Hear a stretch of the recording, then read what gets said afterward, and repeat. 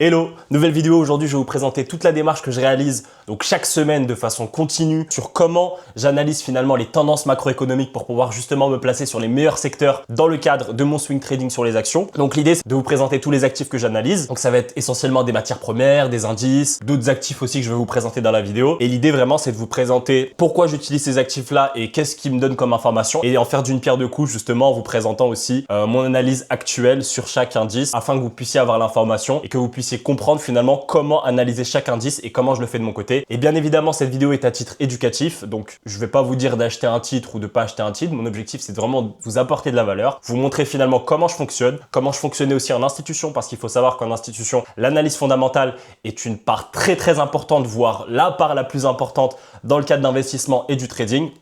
Donc on va démarrer, c'est parti. Donc là on est sur les graphiques.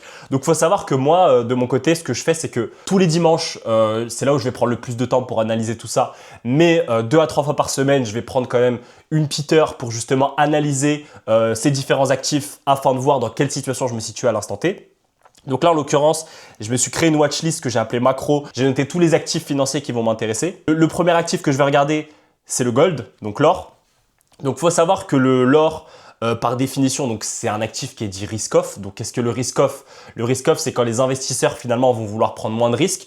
Pourquoi? Parce que finalement, il y aura beaucoup plus de peur sur les marchés, il y aura beaucoup moins de richesse qui sera créée. Donc finalement, quand on est risk-off, généralement les taux d'intérêt sont assez élevés. Et quand les taux d'intérêt sont assez élevés, qu'est-ce qui se passe? Pourquoi c'est risk-off?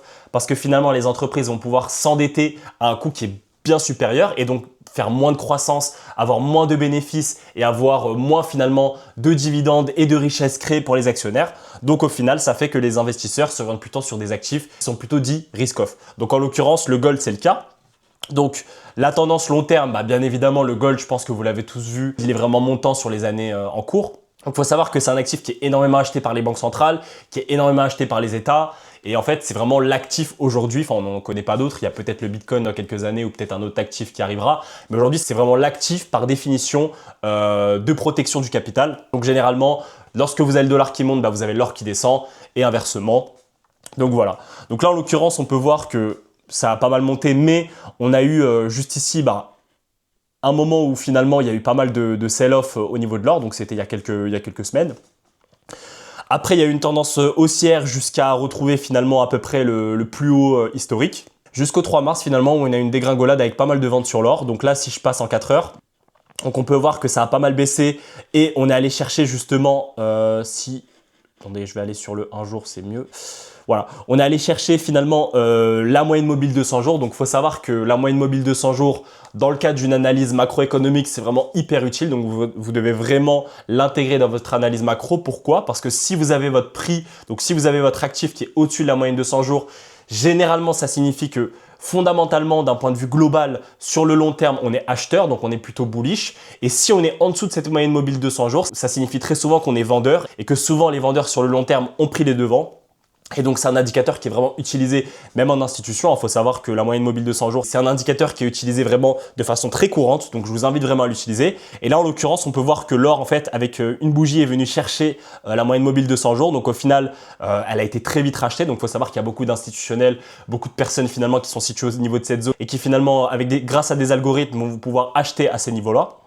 Donc là, en l'occurrence, on peut voir qu'on est allé chercher cette zone-là, mais finalement, on est venu racheter très vite. Donc là, finalement, il y avait pas mal de bagarres entre acheteurs et vendeurs pour au final repartir vers la hausse. Donc là, en l'occurrence, quelle est ma vision de l'or? Donc je pense que c'est un actif fondamentalement qui restera acheteur et qui restera bullish. Donc justement, si vous regardez par exemple les prévisions des banques, les brokers, etc., ils sont tous bullish sur l'or, ce qui est normal. C'est un actif qui ne bougera pas avant des centaines d'années sûrement.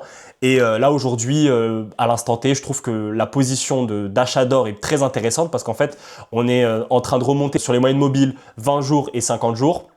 Donc là, c'est un signal vraiment acheteur. Il y a une première zone à aller chercher ici où il y a eu pas mal de liquidités et éventuellement la zone plus haut. Mais là, à mon avis, il y a vraiment une zone très intéressante à aller chercher. Donc là, il y a potentiellement un achat à réaliser. Et d'un point de vue fondamental, qu'est-ce que ça m'indique? Ça m'indique qu'on retourne finalement sur les scénarios classiques où potentiellement le conflit au Moyen-Orient entre l'Iran et les États-Unis finalement sur le long terme n'aura pas d'impact significatif sur le cours de l'or. Donc l'or finalement devrait remonter. Donc à mon avis, il y a vraiment une zone d'achat très intéressante à aller prendre. Et là, finalement, on reste acheteur sur l'or. Donc il faut savoir qu'au niveau de l'or, il n'y a pas que le côté risk-off qui intéresse les acheteurs sur l'or. En fait, ce qui s'est passé, pourquoi ça a baissé aussi, il y a une raison très intéressante à tout ça. Donc il faut savoir que récemment, il y a eu le conflit au Moyen-Orient. Enfin, on est en plein dedans justement. Et qui dit conflit au Moyen-Orient dit que les matières premières augmentent. Donc qui dit matières premières qui augmentent dit risque d'inflation parce que les matières premières finalement sont utilisées pour la plupart dans l'industrie. Et donc, si vous faites augmenter le prix des matières premières, forcément, ça veut dire que les coûts vont augmenter. Donc, ça veut dire que le consommateur final va payer plus cher. Et si le consommateur final paye plus cher, forcément, ça veut dire que le prix augmente. Donc ça, c'est une donnée très intéressante à prendre en compte. Et ce qui se passe, c'est que l'or a baissé parce que, en fait, on a pricé finalement que les taux d'intérêt allaient augmenter, mais il faut savoir que l'or ne verse pas de dividendes et pas de coupons. Donc, ce qui se passe, c'est que les investisseurs institutionnels, ils sont pas bêtes. Ils savent très bien que l'or, sur le long terme, en termes de performance, c'est très intéressant, mais ça ne verse pas de dividendes ni de coupons. Donc, généralement, ce qu'ils vont faire, les investisseurs, c'est qu'ils vont plutôt s'orienter soit sur des obligations d'État ou d'entreprise, ou soit sur des actions dites plutôt défensives. Donc, ça va être tout ce qui est énergie, donc actions dans l'énergie. Ça va être aussi les actions dans tout ce qui est consommation discrétionnaire. Ça va être aussi dans tout ce qui est entreprises qui ont vraiment un moat, donc un avantage compétitif très important. Donc, les Danone, les Coca-Cola, les banques aussi, donc les financières qui profitent justement de l'augmentation des taux d'intérêt parce que finalement, elles vont gagner plus. Donc voilà, ça c'est un petit peu les choses importantes à prendre en compte. Maintenant, en ce qui concerne le silver, donc le silver, c'est un actif qui est plus ou moins corrélé à l'or de façon plus ou moins importante. Et il faut savoir que le silver, quand même, il a une petite différence avec l'or. Il faut savoir que l'or, par définition, c'est une matière première, mais où en fait, on base sa valeur surtout sur sa rareté et sur son côté protection. Ce qui est le cas aussi du silver, mais le silver est très utilisé notamment dans l'industrie, donc dans les semi-conducteurs, dans les puces, dans l'électronique. Il faut savoir que le silver est beaucoup utilisé. Donc, quand le silver augmente, forcément, ça a un impact sur l'inflation. Pas aussi importante que le pétrole qu'on verra juste après, mais celui-ci a un impact important. Donc là, en l'occurrence, on peut voir que le silver, vraiment, sur une longue période, a une forte montée exponentielle, voilà. Et là, en l'occurrence, si par exemple, je vais sur du 1 jour, on peut voir qu'on est venu presque taper la moyenne mobile de 100 jours. Donc, comme je vous l'ai dit, la moyenne mobile de 100 jours, quand vous regardez les gros actifs, très souvent, en fait, c'est des zones qui sont très achetées. Donc, c'est des zones à surveiller. Donc là, en l'occurrence, en ayant tracé mon retracement de Fibonacci, on peut voir qu'on est venu retaper plusieurs fois cette zone-là. Là, en l'occurrence, il y a eu pas mal de vendeurs ici, mais les acheteurs ont repris très vite la main. Et là, en l'occurrence, je viens de casser une zone très importante qui, à mon avis, on devrait aller chercher très rapidement les 0,382, donc une zone qui est vraiment une zone psychologique sur le Fibonacci. Donc là, on peut voir ici qu'une bougie, justement, est venue récupérer la liquidité à ce niveau-là. Mais à mon avis, c'est une zone qui devrait être intéressante à aller rechercher. Après, pour aller chercher plus haut, à mon avis, il y aura encore plus de travail à faire. Mais là, en l'occurrence, une première zone serait très intéressante à aller chercher en sachant qu'on a cassé cette zone-là. À surveiller les volumes acheteurs à ce niveau-là et le RSI. Donc là, on est plutôt sur un RSI qui est middle, mais on pourrait très bien remonter sur un RSI qui serait acheteur très rapidement. Donc le silver à surveiller. Ensuite, en ce qui concerne le Brent, donc le Brent aujourd'hui, il faut savoir que c'est l'un des actifs les plus surveillés par les investisseurs institutionnels. Pourquoi? Parce qu'en fait, il donne une information directe. Finalement, quelle est la situation actuelle d'un point de vue géopolitique? Donc en fait, moi, j'ai remarqué un truc depuis quelques temps. Donc, il faut savoir que les institutionnels, en fait, ont des zones pivots. Donc, par exemple, 100 $, c'est vraiment une zone qui est très importante et très pivot pour les institutionnels. Donc, comme vous pouvez le voir, ça joue beaucoup office de résistance et il y a beaucoup de volume finalement et beaucoup d'achats et de ventes qui sont traités à ce niveau-là. Donc, moi, je pars du principe que plus le Brent est élevé, plus potentiellement, naturellement, ça va créer de l'inflation et ça crée de la peur. Et potentiellement, les banques centrales, notamment la Fed, va se dire que finalement, les taux d'intérêt doivent être augmentés sur les prochaines échéances. Et là, en l'occurrence, en fait, ce qui fait vraiment peur aux investisseurs, c'est qu'en fait, il suffit aujourd'hui d'avoir un tweet de Donald Trump ou une news géopolitique qui vraiment... en réalité, fait plus de bruit qu'autre chose pour avoir vraiment une baisse significative sur le Brent. Donc, il faut savoir qu'il y a eu des montées de plus 10% un jour, ensuite de moins 10% l'autre jour. Il faut savoir que c'est vraiment énorme. Il faut savoir que c'est un marché qui est énorme et c'est aujourd'hui finalement le cœur de l'économie mondiale. Donc, dire qu'avec un seul tweet du président américain ou un seul tweet du président iranien, finalement, il y a cette matière première qui baisse de 10%, donc qui représente des milliards et des milliards et des milliards de dollars sur le court moyen terme. Ça montre vraiment que les marchés sont vraiment dans une incertitude totale. Et quand on est dans l'incertitude, c'est à ce moment-là où il faut faire attention à son capital. C'est à ce moment-là où justement, il faut prendre moins de risques, protéger ses positions, aller sur les secteurs les plus défensifs. Et quand il y a moins de risques, à ce moment-là, mettre plus de cash et s'orienter sur les secteurs justement les plus volatiles, là où il y a de la croissance, donc la tech, tout ce qui est biotechnologie, tout ce qui est croissance de façon globale. Voilà. Donc là, en l'occurrence, pour l'instant, moi, je considère que le Brent reste très élevé. Enfin, on est quand même au-dessus de 100 $ aujourd'hui. Qu'on le veuille ou non, même si ça a baissé depuis les plus hauts, bah en fait, on est quand même beaucoup plus haut que la moyenne depuis quelques temps. Donc, il faut savoir que le Brent était très très bas pendant un long moment. On était en dessous des 70 $. Et finalement, aujourd'hui, bah, on a explosé les compteurs. Donc là, en l'occurrence, il y a une première zone justement des 100 $ qui est pour moi une zone critique. Si on reste longtemps là-dessus, bah, plus on reste longtemps là-dessus, plus potentiellement ça veut dire que ça va avoir un impact sur l'inflation. Ensuite, il y a une deuxième zone qui est une zone au niveau des 92,30, donc qui correspond finalement à ma moyenne mobile de 100 jours. Donc là, vraiment qui donne la tendance long terme.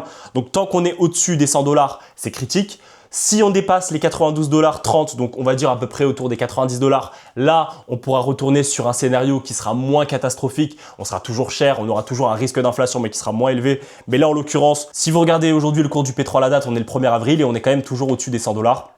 Donc, ce qui est significatif. Donc, pour l'instant, moi, ce que je fais, c'est que tant que ce pétrole est au-dessus des 100 $, je risque beaucoup moins mon capital. Et une fois qu'on redescendra en dessous de la moyenne mobile avec une confirmation, à ce moment-là, je pourrais prendre plus de risques sur les marchés. Donc là, c'est vraiment une zone très intéressante à surveiller. Bien sûr, le pétrole, à titre personnel, c'est pas un actif que je trade. Je vais trader le gold, je vais trader le silver. J'ai pris aussi quelques positions sur le copper, donc sur le cuivre il y a quelques temps. Mais moi de mon côté, je vais plutôt faire du stock picking. Donc le stock picking, qu'est-ce que c'est? Je vais sélectionner des actions qui vont m'intéresser le plus. Donc ensuite, un actif qui est très très peu surveillé, c'est le copper, donc le cuivre. Donc il faut savoir que le cuivre, en fait, c'est énormément utilisé dans l'industrie, notamment en Chine. Aujourd'hui, il faut savoir que la plus grosse industrie dans le monde, c'est la Chine. Et donc finalement, c'est quand même un indicateur qui est très très important à suivre. Donc là, en l'occurrence, on peut voir que le cuivre, franchement, a touché un niveau qui était hyper élevé. On était le 29 janvier 2026. Et là, en l'occurrence, on est sur une tendance baissière. Donc, on était sur une grosse tendance haussière à ce moment-là, ici. Et finalement, on est sur une tendance qui est plutôt baissière depuis un certain temps. Bien qu'il y ait une zone ici assez défendue par les acheteurs à ce moment-là. Donc, à voir comment ça évolue. Pour l'instant, on reste quand même dans un canal plutôt baissier. Maintenant, il y a des zones quand même assez importantes à ce niveau-là où il y a eu pas mal finalement de rejets d'acheteurs et des bougies vraiment importantes, donc pas mal de volume à ce niveau-là. Donc au niveau des 1343, pour l'instant on est assez bas, on est en dessous de la moyenne mobile de 100 jours, donc ça signifie qu'on est toujours vendeur. À surveiller parce que c'est un actif bien évidemment qui va causer de l'inflation s'il monte. Donc le copper, je le surveille avec vraiment précision. Et pour l'instant, il n'y a pas vraiment de signal d'achat ou de vente. Donc je considère que là, potentiellement, si on vient rechercher plus bas, il y a potentiellement une vente à aller chercher. Maintenant, d'un point de vue macroéconomique et d'un point de vue fondamental, j'ai pas d'indice qui me disent que potentiellement, je dois aller chercher une vente sur le copper. Donc voilà. Ensuite, un indice que j'aime beaucoup regarder, qui est très très peu suivi par les investisseurs, mais qui est vraiment super intéressant, c'est l'uranium. Donc il faut savoir que l'uranium aujourd'hui est très corrélé finalement à la tech. Pourquoi? Parce qu'en fait, on price que demain, donc les data centers, ce qui est utilisé aujourd'hui pour l'IA notamment, nécessite énormément d'électricité. Et aujourd'hui, il y a beaucoup d'entreprises donc comme OpenAI, comme Google, comme Microsoft qui investissent énormément dans les sociétés liées au nucléaire. Et donc l'uranium est la matière première utilisée dans ce marché-là. Donc là, en l'occurrence, c'est un marché que je suis avec attention, bien sûr, permet finalement d'avoir un indice sur la demande finalement de cette matière première et notamment de l'intérêt que porte la tech dans ce domaine-là. Donc c'est un actif que je vous conseille de suivre. Ça va vous donner quand même pas mal d'indications sur les tendances justement liées aux dépenses liées à cette matière première. Donc là, en l'occurrence, on est quand même sur une tendance qui est long terme acheteuse. Là, on a pris quelques bénéfices depuis le 29 janvier. Donc c'était un peu la même chose on a un peu le même scénario que sur le cuivre. Donc là, pour l'instant, on reste autour de la moyenne mobile de 100 jours, donc on ne va pas dire qu'on est acheteur ou vendeur. Sur le très long terme, on est acheteur, mais sur le moyen terme, on reste dans la norme. Donc à voir comment ça se comporte. Donc là, il y a peut-être des zones à aller chercher ici par exemple. Donc là, ça peut être une zone intéressante à aller récupérer.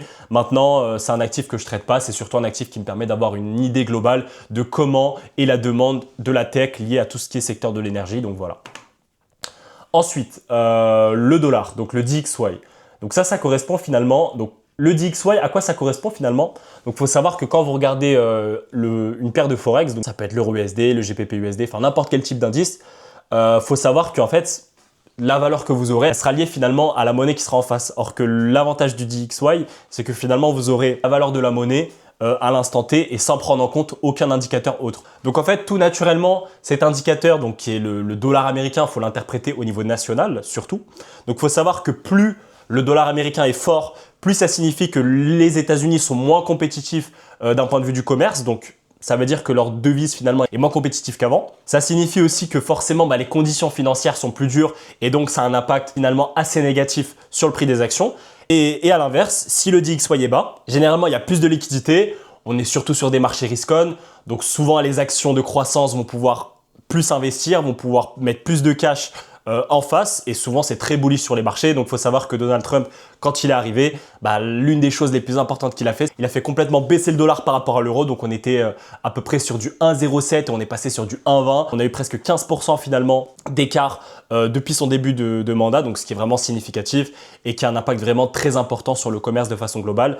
Donc voilà comment il faut l'interpréter. Là en l'occurrence, on peut voir que pour l'instant, il reste assez bas, donc à voir comment ça se comporte.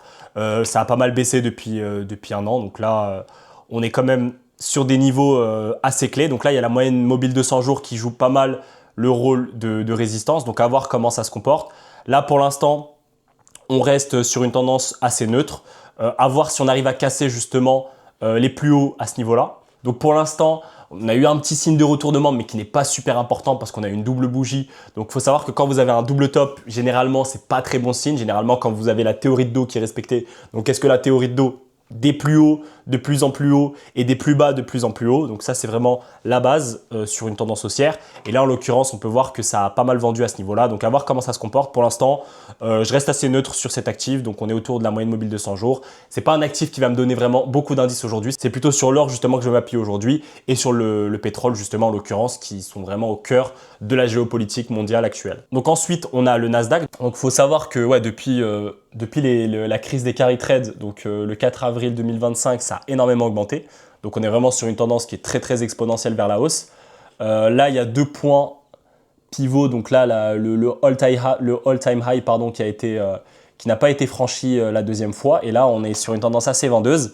Donc pour l'instant, c'est très très volatile. Donc le Nasdaq finalement parfois va perdre 3%, parfois va gagner 3% dans la même journée. Donc c'est vraiment très très compliqué de le trader aujourd'hui.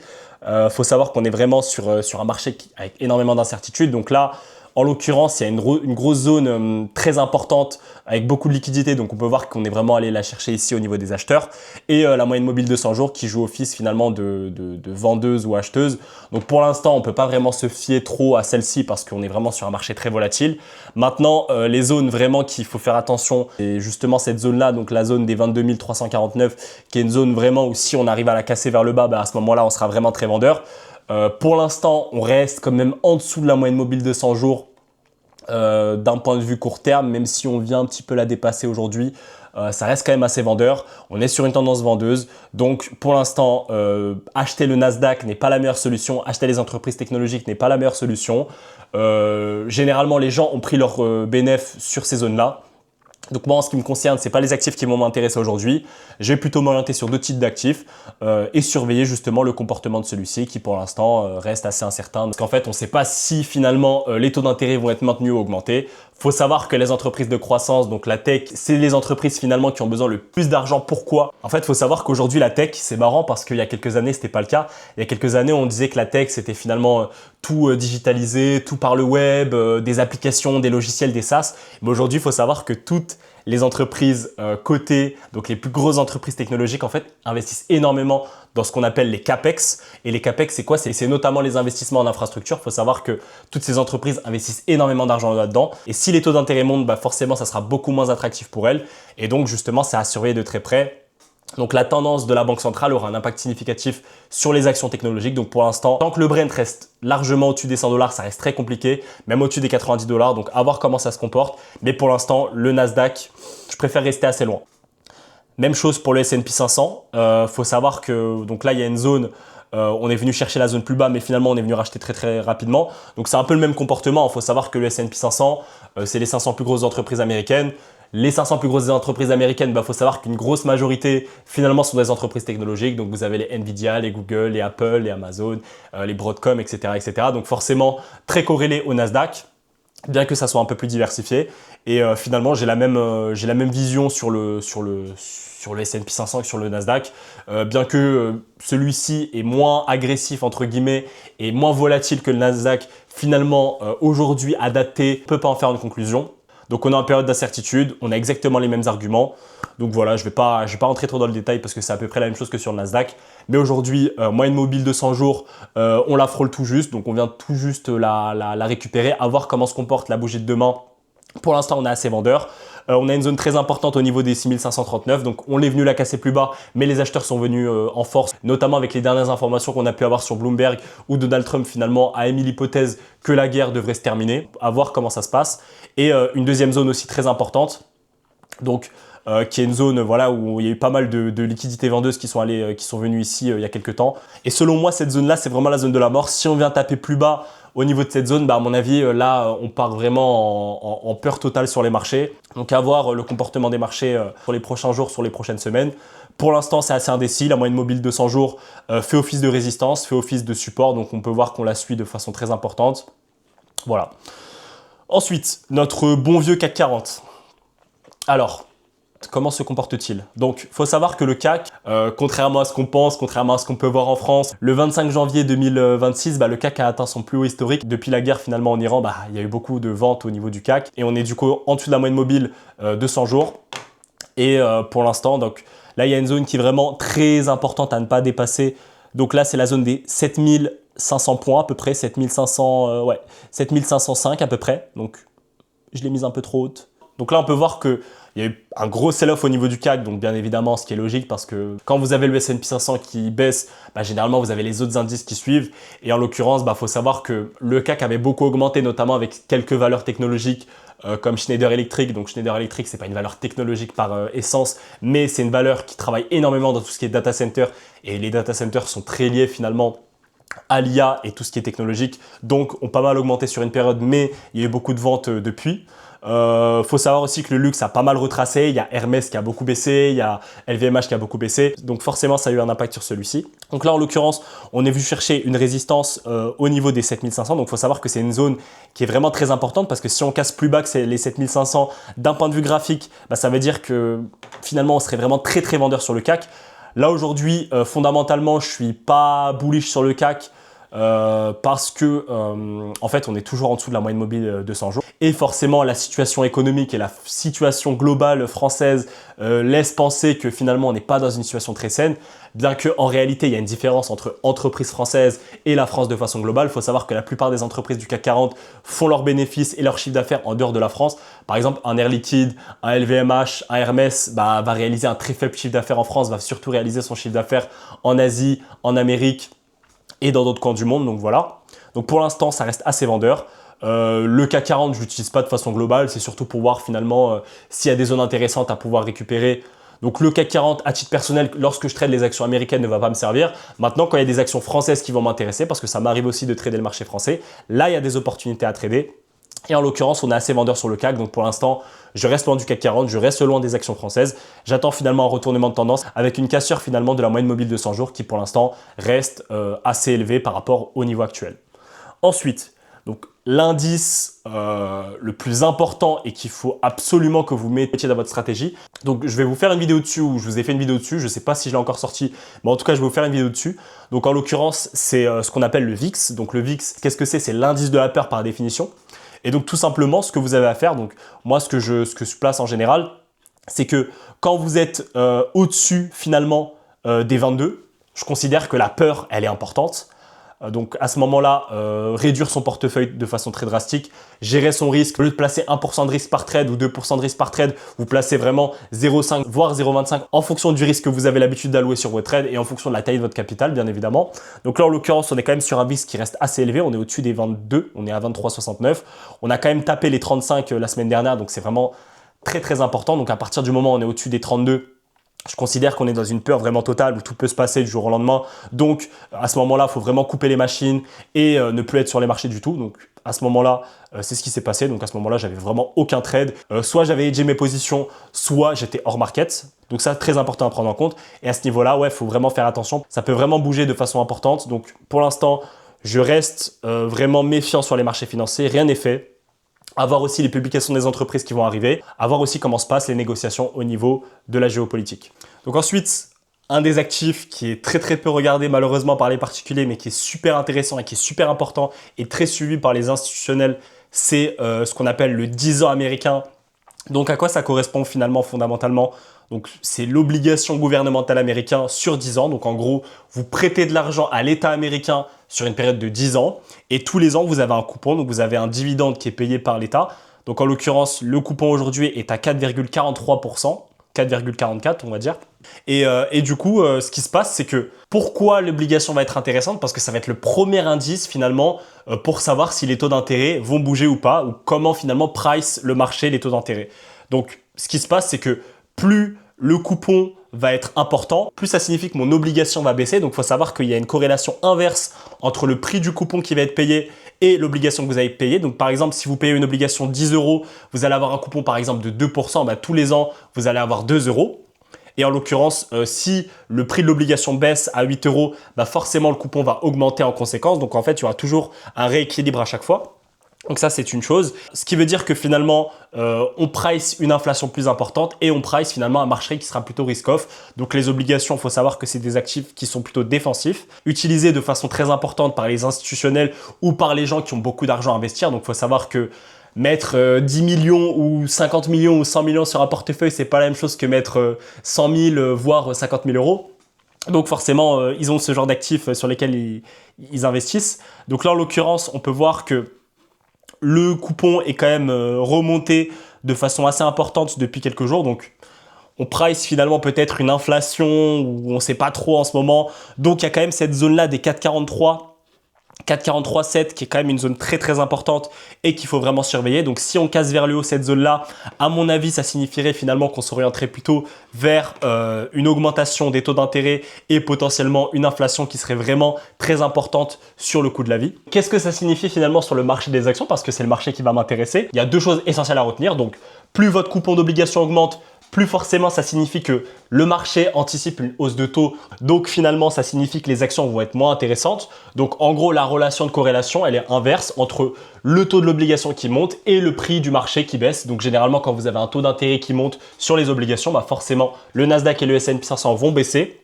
Donc là, en l'occurrence, on est quand même sur une zone qui est assez défendue par les vendeurs pour l'instant aujourd'hui.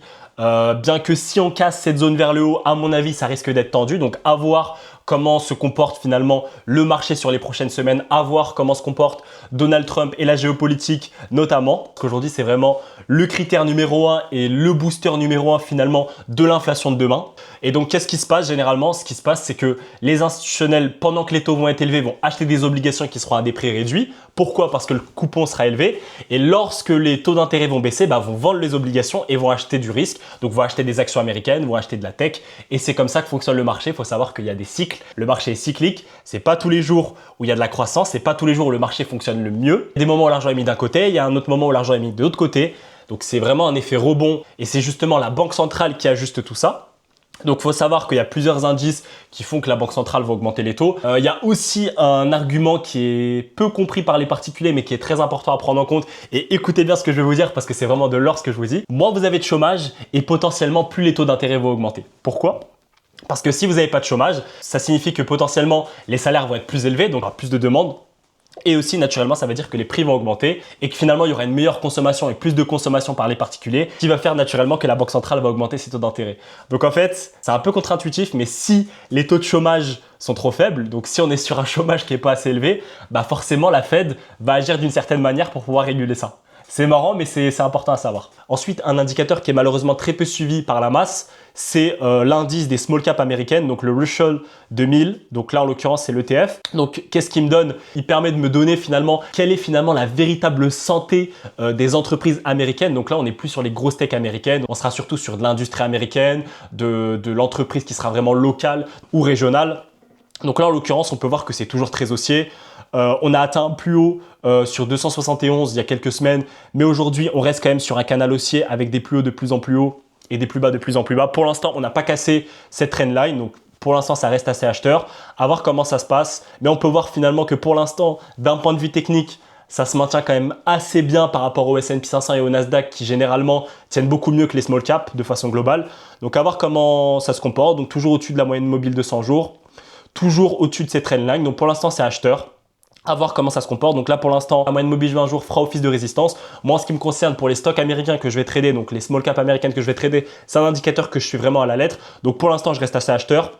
Donc, il n'y a pas de quoi s'inquiéter. Ensuite, un dernier actif qui va m'intéresser. Bon, bien évidemment, c'est pas l'actif qui va me permettre de me donner un avis significatif sur la semaine. Mais l'avantage de celui-ci, c'est qu'il est ouvert 7 jours sur 7. Donc au final, faut savoir que le Bitcoin aujourd'hui est très corrélé au Nasdaq. Donc bizarrement, on se dit que c'est un actif assez défensif. C'est une crypto-monnaie qui finalement n'a pas d'inflation, donc on ne peut pas créer de jetons. On a 21 millions de jetons maximum et finalement, on le compare plus à de l'or numérique qu'à une action. Et bizarrement, il agit surtout comme un actif risk-on. Donc en l'occurrence, ce que je fais, c'est que le week-end, afin de voir si finalement le marché a peur, une information va avoir un impact sur le marché de façon globale, je regarde le Bitcoin. Donc c'est surtout un indicateur plutôt de tendance le week-end, mais je ne le prends pas à 100% au sérieux. Après, bien évidemment, c'est un actif que je vais trader sur du plus long terme, donc il faut savoir que c'est très cyclique le Bitcoin. Donc là, par exemple, en l'occurrence, on est sur une zone qui est assez défendue par les vendeurs et par les acheteurs, correspond à la moyenne mobile de 100 jours. Donc comme toujours, je vais le répéter plusieurs fois, mais c'est une zone qui est vraiment très importante et très utilisée par les institutionnels, la preuve. Donc là, pour l'instant, je surveille le cours de celui-ci. Donc si ça descend plus bas, faut savoir qu'il y a des zones qui sont assez importantes sur le Bitcoin. Donc pour l'instant, je ne rentre pas en position, j'attends de voir. Donc si on monte par le haut, à ce moment-là, je pourrais placer un ordre d'achat limite et aller chercher finalement plus haut. Ou si on descend, à ce moment-là, attendre finalement que ça baisse plus bas. Ou éventuellement aller chercher un short sur des zones intéressantes. Donc là, pour l'instant, c'est assez indécis. Il n'y a pas vraiment de trajectoire qui se dessine. Donc, je préfère attendre en sachant qu'aujourd'hui, vraiment, comme je vous l'ai dit dès le départ, les actifs qui m'intéressent le plus, c'est l'or, bien évidemment, le Brent, le DXY, le S&P 500 et le VIX. Et aussi le 10 ans US, finalement, qui me donne un indice sur les taux d'intérêt. Donc voilà. En tout cas, j'espère que cette vidéo vous a plu. L'objectif, c'était vraiment de vous présenter de façon globale un petit peu les tendances macro d'un point de vue graphique, donc je ne suis pas trop rentré dans le détail non plus. Et vraiment l'idée que vous devez faire, je sais que c'est pas facile, je sais que la plupart d'entre vous traitent plutôt d'une manière assez différente et vont plutôt se baser sur de l'analyse technique ou finalement sur des indicateurs qui sont moins poussés, moins techniques. Et si vous voulez vraiment vous créer une richesse et potentiellement vivre du trading, avoir une liberté géographique, une liberté financière, vous devez vraiment faire attention à tout ça. Bien évidemment, la macroéconomie, la géopolitique va avoir un impact plus ou moins important sur la durée que vous allez prendre des trades. Donc si vous êtes sur du swing trading, forcément c'est plus intéressant et plus important de trader la macro. De traiter la macro. Maintenant, si vous êtes sur du day trading ou du scalping, ça n'aura aucun impact, à part si vous tradez vraiment les news à l'instant T ou vous faites du gambling finalement sur les annonces géopolitiques ou les annonces macroéconomiques de la Banque centrale. Mais ça, c'est votre problème. En tout cas, moi, c'est pas ce que je fais, c'est pas ce que je recommande aux débutants parce que c'est hyper technique et finalement, la plupart d'entre vous, si vous faites ça, vous allez cramer votre capital. Même sur du day trading, la réalité, c'est que si vous prenez beaucoup de trades et si vous cherchez à chaque fois des setups sans avoir de stratégie vraiment basée et claire, où vous tradez des idées précises à des horaires clairs et vous avez une gestion du risque qui est parfaite. Sinon, autrement, ne faites pas ça. Donc, à titre personnel, aujourd'hui, moi, je suis sur du swing trading. Donc, je vais trader des actions, donc généralement des small caps, donc des entreprises de petite taille où il y aura finalement des inefficiences sur des secteurs intéressants et sur des news intéressantes. Et je vais me servir justement de la macro pour faire tout ça. En tout cas, pour toutes les personnes qui ont vu la vidéo jusqu'au bout, n'hésitez pas à lâcher un commentaire pour me dire ce que vous en avez pensé. Par ailleurs, j'ai ouvert un accompagnement où je vous accompagne en one-to-one pour vous aider finalement à pouvoir vous créer votre propre stratégie basée vraiment sur de l'analyse fondamentale, de l'analyse technique, où vraiment je vous accompagne de A à Z jusqu'à la rentabilité. Donc n'hésitez pas à postuler, il y a un lien calendrier dans la description. En tout cas, je vous dis à très bientôt. C'était Ryan, ciao.